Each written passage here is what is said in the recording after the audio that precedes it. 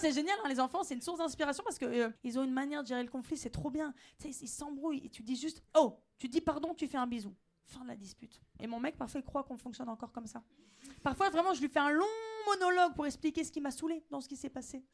Et lui, il me dit « Bon, ok, allez, désolé. » Et il se casse. Pour lui, c'est la fin de la dispute, tout content. Il va rechercher un truc dans le frigo. Je te sers un truc à boire? C'est la fin de la dispute, il a pas tort. T'es pareil, non mais voilà. Mais tu sais pourquoi? Parce que moi j'ai remarqué dans le couple, il y en a toujours un qui a envie de communiquer. Et l'autre, il a juste envie que ça s'arrête. Voilà.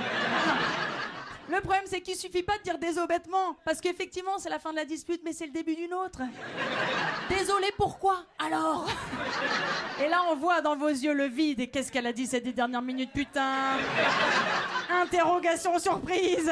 C'est pareil, c'est chiant. Et tu sais pourquoi c'est chiant? Il faut travailler dessus parce qu'en vrai, on passe sur les meufs pour des relous. Genre, ouais, mais vous parlez pendant des heures, vous voulez créer des disputes. Pas du tout. Hein. Moi, j'adorais que ça dure 2 minutes. J'ai juste besoin en face d'un adulte empathique. C'est-à-dire que moi, à l'inverse, si je l'ai vexé, j'écoute pourquoi je l'ai vexé, j'essaie de comprendre et je m'excuse sincèrement. Je suis pas là, bisous magique.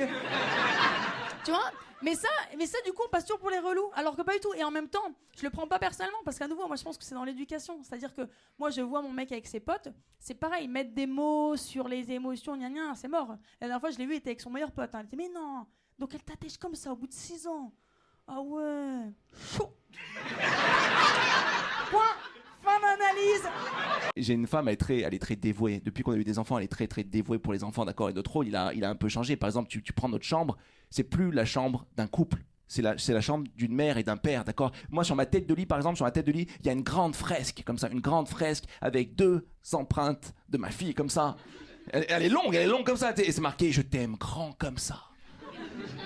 Va faire une levrette devant ce truc. Vas-y, va. Je te mets au défi de tenter une levrette devant ce truc et de continuer à border, d'accord? Et si tu bordes devant ce truc, remets-toi en question. Parce que c'est pas normal de border devant un truc pareil, en vrai. C'est pas normal, en vrai.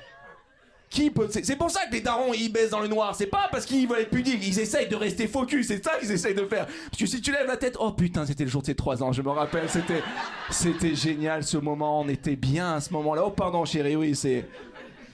pour ça qu'on reste dans le noir, c'est aussi bête que ça, c'est...